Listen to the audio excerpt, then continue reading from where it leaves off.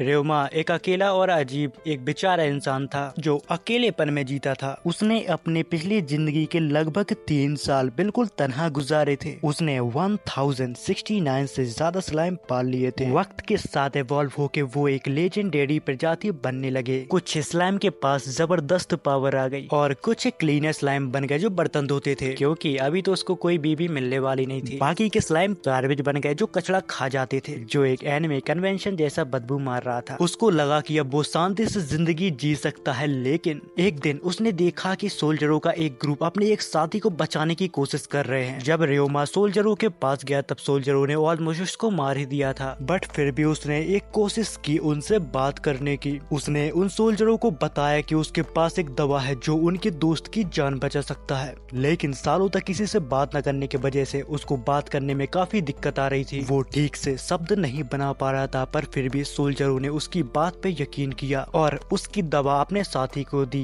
जो जिंदा हो गया। साथी को जिंदा देखकर सभी को सुकून मिला, जिस बात पर रोमा ने उन सभी को अपने घर पर बुलाया। बट जैसे ही सोल्जर उसके घर के करीब आए, उन्होंने देखा कि एक झुंड स्लाइम मॉन्स्टरों का जो अटैक के लिए तैयार था। लेकिन रोमा ने उन सभी को समझाने की कोशिश की ये सारे मॉन्स्टर उसके अपने मॉन्स्टर हैं जो मेरी फैमिली है। सिपाही इसे अजीब समझने लगे, लेकिन फिर भी वो लोग पीछे हट गए और उसके साथ चलने लगे। जब वे सब एक खड़ी चट्टान के किनारे पहुंचे तो रोमा ने अपना मैजिक एक्टिवेट किया जो उसके सीक्रेट एंट्रेंस को दिखाता था। उसने उनके जख्मी सोल्जरों को अपने बिस्तर पर सोने दिया। जब सिपाही इधर उधर देखने लगे तब उनमें से एक सिपाही को समझ में आया कि घर में सिर्फ एक इंसान को रहने के लिए सामान है। तभी र्योमा वापिस आता है और उन्हें और दबा देता है। ये देखकर वे लोग सोचने लगे कि आखिर एक बच्चा मिथिकल जंगल में कैसे रह रहा है। उनका लीडर अपने आप को डक रिनहार्ड बताकर र्योमा का धन्यवाद करता है, क्योंकि उसने उनके दोस्तों की जान बचाई थी, क्योंकि वो लोग डाकुओं के हमले में घायल हो गए थे। लेकिन डक ये भी जानने में काफी इंटरेस्ट रखता था कि र्योमा ने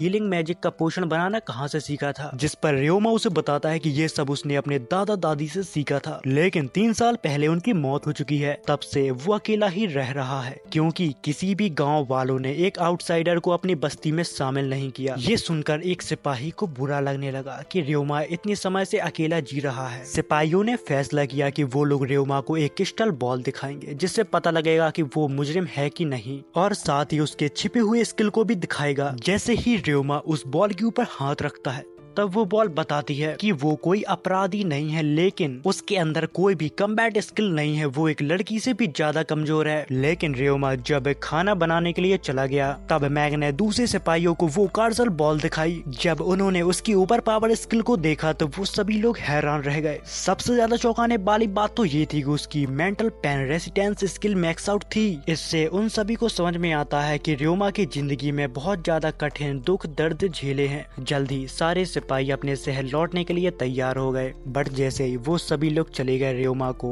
अपने सीने में एक दर्द महसूस हुआ। उसे ये सोचकर काफी अफसोस होने लगा कि उसने उनसे अपने दादा दादी के बारे में झूठ बोला। हकीकत यह थी कि 3 साल पहले वो एक बदसूरत, कम पैसों में काम करने वाला और ज्यादा मेहनत करने वाला एक सैलरी मैन था, जो एक दिल का दोहरा पड़ने के बाद हेवनली डायमेंशन में पहुंच गया था। लेकिन जब देवी देवताओं ने उससे पूछा क्या वो दुखी है, तब उसने यह कहा कि वो बस उस दिन का इंतजार कर रहा था जहां पर उसकी जिंदगी बस खत्म हो जाए। उसके दुखद जिंदगी के दिन बस एक ही जैसे गुजरते थे। वो एक ब्लैक कंपनी में काम करता था जहां पर बिना किसी पैसों के एक्स्ट्रा ओवर टाइम करना पड़ता था। वो लोग उसे रात रात भर काम करवाते थे और उसे एक भी दिन छुट्टी नहीं मिलती थी। जब उसने देवताओं से पूछा कि वो कौन है, तभी जैन ने बताया कि वो द गॉड ऑफ क्रिएशन है। लोलोटाई ने बताया कि वो प्रेम की देवी है, द गॉडेस ऑफ लव, और कुफू द गॉड ऑफ लाइफ है। ये सुनकर रियोको को शक होने लगा कहीं वो इस स्काई यूनिवर्स में तो नहीं आ गया। इस पर देवताओं ने मजाक में कहा कि ये लड़का तो हमें पकड़ ही लेगा। फिर उनने बताया कि उसकी दुखद जिंदगी का अंत कर दिया सिर्फ इस वजह से क्योंकि उसका चेहरा बहुत बदसूरत है, लेकिन एक और जीवन में उसे बदसूरत चेहरा ही मिलने वाला है। ये सुनकर र्योमा को गुस्सा आया और उसने पूछा कि ये कैसा इंसाफ है। आखिर उसका चेहरा बस इस वजह से बिगड़ गया था क्योंकि उसके बॉस ने उसके चेहरे पर शराब की बोतल दे मारी थी। उसने अपने 20 साल तक जहरीले टॉक्सिक बाप के दुख सहे ताकि वो अपनी माँ की मदद कर सके, लेकिन आखिर में उसका सारा संघर्ष संघर्ष बेकार चला गया, जिस पर जैन ने कहा कि उसे यहाँ पर ले आने का मकसद सिर्फ उसके दुख को और बढ़ाना था, ताकि उसे एक और बदसूरत बच्चे के रूप में जन्म दिया जा सके। लेकिन थोड़ा सा इंसाफ करने के लिए देवताओं ने उसके शरीर में पृथ्वी की थोड़ी सी शक्ति डाल दी, ताकि वो जब उस दुनिया में जाए तो उसके पास कुछ अलग तरीके की शक्तियाँ हो। देवताओं ने उससे एक एनडीएस साइन करवा दिया। फिर उन्होंने मजाक में कहा कि वो एक बार फिर से गरीब और नाकाम इंसान की तरह जिंदगी जीने के लिए तैयार हो जाए। उसके समझने से पहले उसकी आंखें एक दूसरी दुनिया में खुली और उसका एक नया जीवन एक नए शरीर में हो गया। उसे अपने पास ज्ञान की किताब द बुक ऑफ नॉलेज मिली, जो देवताओं ने उसके लिए छोड़ी थी। किताब के आखिरी पन्ने पे उसे दिखा कि उसके पास कुछ लेजेंडरी स्किल है जो देवताओं ने उसको गिफ्ट की थी। उसने सोचा इस ताकत को पता करने के लिए वो एक पेड़ पर ट्राई करता है, और सिर्फ एक किक मारते ही पूरा पेड़ गिर गया। ये सब देखकर उसने सोचा कि अब वो अपनी ताकत को किस तरीके से कंट्रोल करे। तभी उसके पास एक रैंडम स्लाइम आ गया, तो उसने सोचा कि इस पर वो अपनी काम करने की कला ट्राई करे। उसने किताब पढ़ते ही अपनी एनर्जी को रिलीज किया और स्पेल कास्ट कर दिया, जिस वजह से वो स्लाइम उसका पालतू फैमिलियर बन गया। जिसके बाद वो और उसका स्लाइम दोनों ही मिलकर बहुत दूर तक सफर करने लगे, और अब उसने डिसाइड किया कि वो अपनी पूरी जिंदगी स्लाइम रिसर्च करने में लगा देगा। 2 हफ्ते बाद जब उसने रेनहार्ट के सिपाहियों को लास्ट टाइम देखा था, तब वो अपने सभी स्लाइम की गिनती कर रहा था। तभी वो सोल्जर वापस से उससे मिलने के लिए आए, लेकिन उनके साथ एक और इंसान होता है जो उसका आगे चल के लव इंटरेस्ट होने वाला था। रेनहार्ट के डैड यहाँ पर उसको अपना इंट्रोडक्शन देते हैं कि उनका नाम रियान ब्लैक है। यहाँ पर रेनहार्ट के साथ उसकी चालाक पत्नी एलिस भी थी, लेकिन र्योमा सिर्फ उसकी बेटी आर्या से मिलना चाहता था। बट उस लड़की का नाम एली आर्या है, पर हम उसे आर्या ही बुलाएंगे। जिसके बाद आर्या उसे अपना इंट्रोडक्शन देती है, जिसको सुनकर उसके दादाजी हंसने लगते हैं, लेकिन वो उसके पास इतने सारे स्लाइम देख के हैरान रहते हैं। तभी आर्या उससे पूछती है कि तुम अपने घर में इतने सारे स्लाइम आखिर कैसे रख लेते हो। जहाँ पर र्योमा उसके सामने अपनी सुपर पावर दिखाने लगता है। उसकी आंखों के सामने 100 स्लाइम एक दूसरे के ऊपर जंप करने लगे, जब तक वो एक बड़े स्लाइम में ट्रांसफॉर्म ना हो जाए। एलिस ये सब देखकर चौंक जाती है, क्योंकि अभी तक इतिहास में किसी ने इतने बड़े स्लाइम नहीं देखे थे। लेकिन र्योमा ने उसे बताया कि ये सिर्फ 100 स्लाइम का एक साथ जुड़ने का नतीजा है, कोई अलग प्राणी नहीं। इस पर एलिस ने उसे कहा कि वो दुनिया का पहला प्राणी है जिसने ये मिस्ट्री सॉल्व कर ली। लेकिन तभी बटलर ने गुस्से में बोला कि एलिस अपने सुंदर हाथों को इन बदबूदार और घिनौने इंसानों को हाथ न लगाएं। तभी र्योमा ने फैसला किया कि वो सभी लोगों को अपने घर पर बुलाएगा और सभी स्लाइम को छोटा होने का आदेश दे देता है। जब सभी लोग घर के अंदर जाते हैं, तभी रेनहार्ट र्योमा को एक गोल्डन क्लॉक गिफ्ट में देता है, क्योंकि र्योमा के पास समय देखने का कोई भी तरीका नहीं था। जिसके बाद र्योमा ने उन्हें कार्बेज स्लाइम दिखाए जो सारा कचरा खा जाते हैं, और उसने क्लीनर स्लाइम दिखाए जो घर की साफ सफाई करने में इतने ज्यादा अच्छे थे। इसको देखकर उनको अपनी बेकार और बदसूरत मेड यूजलेस लगने लगी। जिस पर र्योमा ने मजाक में कहा कि वो लोग सब कुछ साफ कर सकते हैं, बस तुम्हारा घिनौना कचरे को छोड़कर। तभी सब लोग दूर भागने लगे और कोई भी उन्हें एक्सेप्ट नहीं करना चाहता था। तभी उसने स्लाइम के अंदर अपना हाथ डाल दिया और सभी को बताया कि ये किसी को भी कोई भी नुकसान नहीं पहुंचाते। तभी उसने कहा कि उसने अपना बस हुआ चेहरा साफ करने की कोशिश की, पर ये मेथड काम नहीं आया। आर्या अभी भी एक क्लीनर स्लाइम को अपना एक फैमिलियर बनाना चाहती थी, बट र्योमा को लगा कि एक लड़की को समझना थोड़ा मुश्किल होगा। ये सुनकर गार्ड ने पूछा कि वो इसका क्या मतलब निकाल रहा है। बात खत्म होने के बाद वो सभी लोग समझ गए कि इस हगीज के पास बहुत हिम्मत है।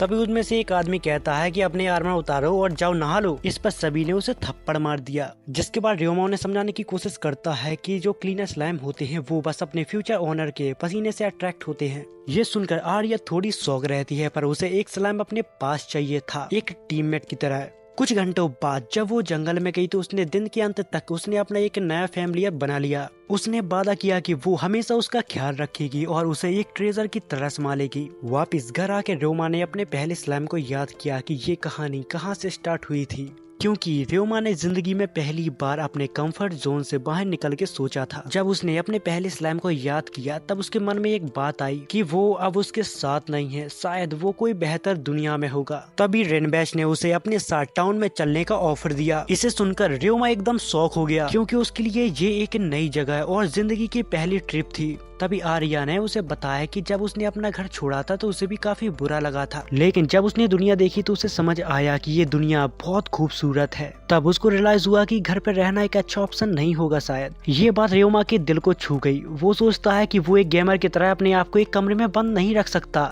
इसीलिए उसने उनसे पूछा क्या वो उनके साथ एडवेंचर पे जा सकता है। ये सुनकर सभी लोग एक्साइटेड हो गए कि रियोमा उनके साथ जा रहा है। रेनहार्ड ने कहा कि वो रियोमा के सामान को ले जाने में मदद कर सकता है। तभी रियोमा ने उनके सामने सीक्रेट बॉक्स रिवील किया कि उसके पास वॉइड बॉक्स है। रेनहार्ड ये सब देखकर शॉक रह जाता है क्योंकि ये एक यूनिक स्किल है, ये सिर्फ एक ही इंसान के पास हो सकती है। एलिस ये सब देख के काफी इम्प्रेस हो गई थी और उसने मजाक में कहा, रियोमा तुम उस लड़की को भूल जाओ, तुम जो चाहते हो मैं तुम्हें सिखाने के लिए रेडी हूँ। रियोमा सोच ही रहा था कि इसका क्या मतलब। तभी वो आर्या की तरफ देखता है। तभी आर्या ने घूर कर उससे कहा कि अगर तुमने मेरी माँ को चूज किया तो मैं तुम्हारी जिंदगी खत्म कर दूंगी।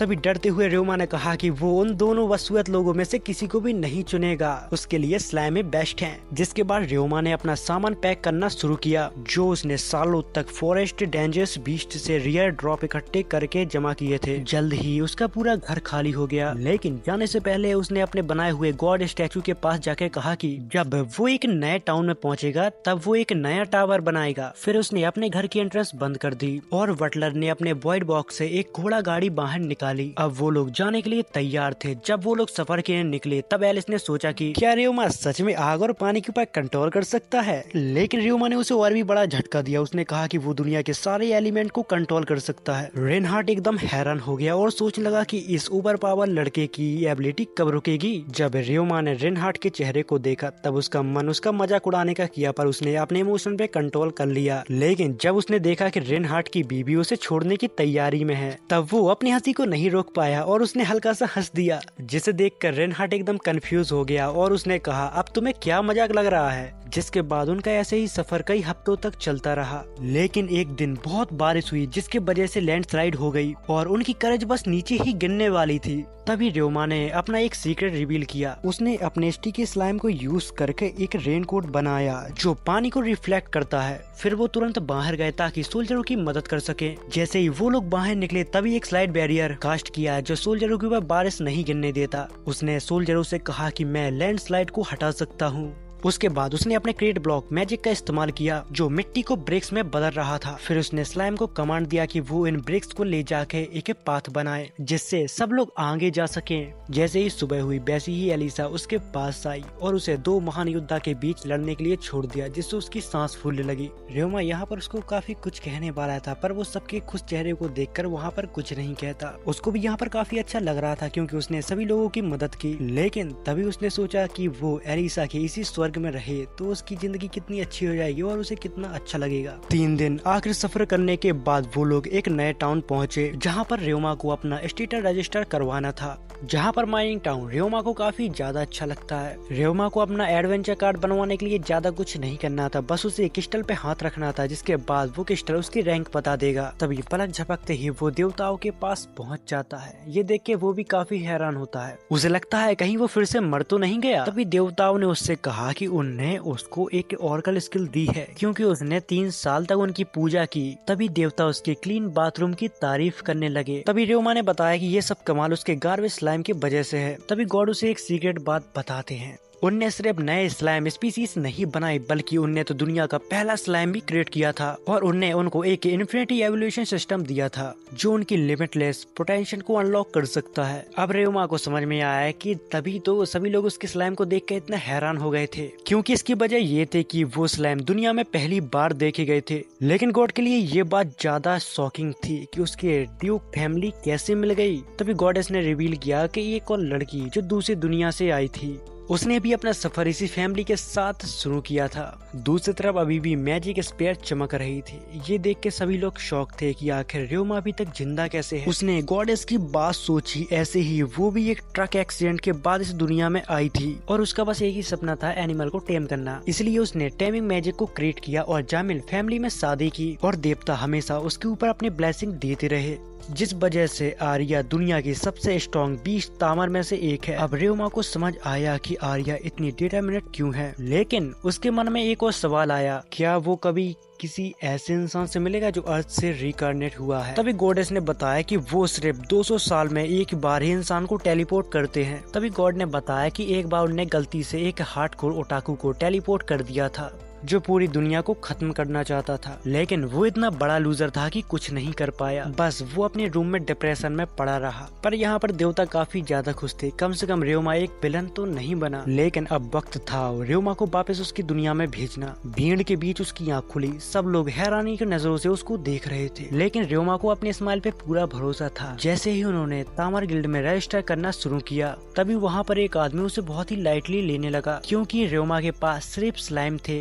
लेकिन आर्या अभी भी शॉक थी, क्योंकि र्योमा का मैजिक 1,98,000 था और फिर भी उसने सभी स्पेल को मास्टर कर लिया, क्योंकि आर्या की मैजिक कैपेसिटी 2 लाख से ज्यादा थी। पर फिर भी वो अभी तक किसी भी स्पेल के ऊपर कंट्रोल नहीं कर पाती थी। तभी र्योमा उसे बताता है कि उसने बस मैजिक के साथ ऐसे ही खेलना शुरू किया था और फिर धीरे धीरे सब कुछ मास्टर कर लिया। अब गिल्ड का टेस्ट शुरू होने वाला था और सबको लग रहा था कि र्योमा उसमें फेल हो जाएगा, क्योंकि उसके पास बस कमजोर स्लाइम ही थे। लेकिन वो एक चीज भूल रहे थे कि र्योमा वो लड़का है जहाँ पर गॉड ने उसे अपने चाइल्ड का टाइटल दिया था। सब लोग र्योमा की स्पीड और एक्यूरेसी को देखकर स्टन रह गए। इंस्ट्रक्टर ने उसे ऑफिशियली डिक्लेयर पास कर दिया था। अब अगला टेस्ट क्लोज कॉम्बैट का होने वाला था। सबको लग रहा था कि र्योमा बस एक आर्चर है और उसका क्लोज कॉम्बैट में कोई भी चांस नहीं होगा, लेकिन वो सब लोग शायद भूल गए थे कि र्योमा बस एक आर्चर नहीं था, वो एक बेहतरीन प्रोटैगनिस्ट था जिसे गॉड ने खुद ब्लेसिंग्स दी थी। जब सब टेस्ट खत्म हो गया, तब इंस्ट्रक्टर ने बताया कि उसका ब्लेड सिर्फ रिफ्लेक्स टेस्ट करने के लिए था। वो देखकर हैरान रह गया कि र्योमा ने तुरंत अटैक कर दिया, क्योंकि इससे पहले कभी भी किसी ने ऐसा नहीं किया था। फिर उसने ड्यूक परिवार को बताया कि र्योमा ने सारे टेस्ट पास कर लिए हैं। इसी बात पे आर्या उसके साथ घूमते हुए बधाई देने लगी। गिल्ड ने र्योमा को जी रैंक कार्ड दिया और कहा, अगर तुम ऐसे ही मेहनत करते रहे तो एक दिन तुम एस रैंक एडवेंचर बन जाओगे, लेकिन उसके लिए तुम्हें बहुत सी क्विट्स को कंप्लीट करना होगा। रिसेप्शन के पास जब र्योमा जाता है, तब उसको पता लगता है कि वो अपनी रैंक से एक लेवल ऊपर क्विट्स को ले सकता है। जब उसने क्विट्स बोर्ड को देखा, तब उसको पता लगा कि कम्युनिटी का टॉयलेट खराब है। खराब होने की वजह से वहाँ के लोगों ने उस टॉयलेट का बहुत ही बुरा हाल कर दिया है और बहुत ही गंदगी मचा दी है। इसलिए उसने पहले एक छोटी सफाई वाला क्विट्स लेने का फैसला किया और उसने अपने ओवर पावर कार्वेज और एक स्लाइम को यूज किया। थोड़ी देर में सब कुछ सेट हो गया और उसने अपने जर्नी के लिए तैयारी शुरू कर दी। आर्या के परिवार ने उसको विदा किया, जिसके बाद र्योमा अपनी जर्नी पर निकल पड़ा। जब वो एक नए घर में पहुंचा, तब उसने देखा कि एक हॉट गर्ल जो उसके सामने खड़ी हुई थी, वो बार बार उसके सामने म्याऊं म्याऊं कर रही थी। लेकिन जैसे ही उसने महसूस किया कि वो लड़की बहुत ही ज्यादा बदबू मार रही है, उसी के साथ उसका घर भी बहुत बदबू मार रहा था, इसलिए उसने तुरंत अपने क्लीनर स्लाइम को बुला लिया। लगभग पूरी कम्युनिटी का कचरा उसके घर के बाजू में ही फेंक दिया जाता था। जब वो वहाँ पर पहुंचा, तब उसने अपने गार्बेज स्लाइम को बाहर निकाला और उन्हें छोटे से बड़ा किया। सिर्फ कुछ ही मिनटों में उनका सारा कचरा साफ हो गया। जब सब कुछ साफ हो गया, तब र्योमा ने अपनी जादुई शक्तियों का इस्तेमाल किया और अपने क्लीनर स्लाइम की मदद से पूरी दीवार को जोड़ दिया जो टूट गई थी। और फिर थोड़ी देर में वो यहाँ पर सब कुछ चमका देते हैं और फिर कुछ घंटों में पूरा एरिया बिल्कुल ही नया लगने लगा था। इस सब को देखकर वो कैटगर्ल यहाँ पर रोने लगी। जब र्योमा यहाँ से जा रहा था, तब उसको एहसास हुआ कि वो इस दुनिया को और भी बेहतर बना सकता है। जब वो गिल्ड में वापस आया, तो वो ये देख के हैरान हो गया कि जो वो कैट गर्ल थी, उसने र्योमा के लिए एक गिफ्ट दिया था जो उसकी पहले दिन की सैलरी से कुछ ज्यादा ही बड़ा था। उस कैट गर्ल ने उसके लिए ढेर सारा सोना छोड़ दिया था। तभी गिल्ड मास्टर उसके पास आया और बोला कि उसको भी काफी हैरानी हो रही है कि इतनी जल्दी उसने इतना सारा काम कैसे कर दिया। इसलिए उसने र्योमा से पूछा कि तुमने आखिर ये सब कैसे किया। जब र्योमा ने उसे बताया कि उसने अपने मैजिकल पावर और स्लाइम को इस्तेमाल किया, तभी गिल्ड मास्टर कहते हैं कि एक और जगह है जो तुम्हें साफ करनी पड़ेगी। लेकिन र्योमा पहले से ही जानता था कि वो कम्युनिटी का टॉयलेट है। मास्टर ने बताया कि लोगों को सरकार ने फंडिंग देना बंद कर दिया जब उनका दिवाला निकलने लगा, इसलिए कोई भी बिना पैसों के काम नहीं करना चाहता। इसी वजह से धीरे धीरे सारे टॉयलेट बर्बाद हो गए। तभी वो सोचता है कि वो रेनहार्ट की फैमिली से भी पूछ सकता है क्या वो इस काम में उसकी मदद कर सकते हैं। र्योमा ने उन्हें बताया कि सरकार ने फंडिंग काट दी है, लेकिन ये पहली बार था कि रेनहार्ट ने बड़े ध्यान से उसकी बात सुनी। इस वजह से उसने अपने बटलर को शहर में करप्शन की जाँच पड़ताल करने के लिए भेजा। अगले सुबह र्योमा सतीश कम्युनिटी टॉयलेट साफ करने के लिए पहुंच जाता है। उसने अपने आइटम बॉक्स से सारे स्लाइम बुला लिए, फिर उसने अपने सारे कपड़े निकाले और एक स्लाइम को अपने मुंह पर रख लिया ताकि बदबू से बचा जा सके। जैसे ही उसने दरवाजा खोला, सारे कार्बे स्लाइम अंदर टूट पड़े। कुछ घंटों तक कचरा खाने के बाद र्योमा ने अपनी मैजिक पावर को इस्तेमाल किया और इस जगह को अच्छे से धो दिया। कुछ घंटों बाद उसे समझ आया कि बाकी के 29 स्ट्रक्चर को साफ करने में काफी टाइम लग सकता है या फिर काफी दिन भी लग सकते हैं, लेकिन कार्बे स्लाइम ने अपने आप को डिवाइड कर दिया और उनकी शक्तियाँ पहले से दुगनी हो गयी। लेकिन जब उसने उनकी स्टेटर देखी तो वो हैरान रह गया। उन्होंने पॉइजन रेसिस्टेंट स्किल सीख ली थी और जब उसने कहा कि उसने पूरी जगह साफ कर दी है, तभी एलिस और आर्या ने कह दिया कि उसे इसकी कोई परवाह नहीं, क्योंकि उनके लिए सिर्फ ये जरूरी था कि र्योमा ठीक महसूस करे। ये पहली बार था कि र्योमा को महसूस हुआ कि कोई उसकी फिक्र करता है। लेकिन गिल्ड मास्टर को समझ आया कि र्योमा अगर वो अपना ध्यान नहीं रखेगा तो धीरे धीरे ये पॉइजन उसकी जान भी ले सकता है। तभी र्योमा ने उसे अपना स्टेटर बोर्ड दिखाया और कहा कि उसके पास 100 से भी ज्यादा स्किल है, वो उसे ऐसे मरने नहीं देंगी। उसकी ये पावर देख के आर्या के ग्रैंडफा ने कहा कि वो अपने आप को सुरक्षित रख लेगा। कुछ घंटों बाद फिर से र्योमा पिट साफ करने के लिए फिर से तैयार हो गया, लेकिन इस बार उसने 1000 कार्बे स्लाइम को कंबाइन करके एक किंग कार्बे स्लाइम बना लिया, जिससे वो अपनी गिल्टोनी स्किल को यूज कर सके। इस वजह से जो काम पहले 3 घंटे लेता था अब वो सिर्फ 1 ही घंटे में हो जाएगा। कुछ घंटों तक टॉयलेट साफ करने के बाद ड्यूक फैमिली र्योमा को लेकर काफी परेशान हो गई, इसीलिए उन्होंने खाने और पीने की चीजें उसके पास भेज दी, क्योंकि वो रात होने के बाद भी घर लौटने नहीं वाला था। जब रात होने लगी तब एडवेंचर ये सोचने लगे कि र्योमा अभी तक काम क्यों कर रहा है। रात भर ऐसे ही काम चलता रहा। र्योमा ने ठान लिया था कि वो सब कुछ साफ करके यहाँ से बाहर निकलेगा। तीसरे दिन जब सारे बेडरूम की सफाई हो गई तो अंततः उसका काम समाप्त हुआ, लेकिन सभी एडवेंचर उसकी सेहत को लेकर काफी चिंतित थे। तभी मिया उसे गले लगा लेती है और र्योमा यहाँ पर सोच लगता है कि वो हमेशा एडवेंचर गिल्ड में किसी न किसी ड्रामे में फंसी जाता है। गिल्ड मास्टर ने उसे बताया कि उसकी इस मेहनत के बदले उसे एक बहुत ही बड़ा इनाम मिलने वाला है, लेकिन र्योमा को इस बात की फिक्र नहीं थी कि उसको उस कचरे को वापस दोबारा देखना पड़ेगा। जब वो घर पर पहुंचता है तो उसने महसूस किया कि सुबह हो चुकी है। ये उसे उन रातों की याद दिला रही थी जब वो बिना सोए घर वापस आता था और हर बार उसकी माँ जाग कर उसका इंतजार करती थी। लेकिन सब कुछ बदल गया जब उसकी माँ गुजर गई। हमेशा उसका दिल खाली खाली सा रहता था, जैसे उसके लिए दुनिया में कुछ भी नहीं है। जिसके बाद जब वो अपने घर का दरवाजा खोलता है तो पूरी जैमल फैमिली उसका इंतजार कर रही थी, जिसे देखकर उसकी आंखों में आंसू आ जाता है। तभी एलिस कहती है कि आखिर तुम रो क्यों रहे हो, जिस पर र्योमा कहता है कि उसे अपने पुराने दिनों की याद आ गई। उसकी माँ भी उसका ऐसा ही इंतजार करती थी। जिसके बाद एलिस और आर्या उससे कहते हैं कि हम तुम्हारी फैमिली ही हैं। तो फिर मैं मिलता हूँ अगली वीडियो के साथ, तब तक के लिए बाय।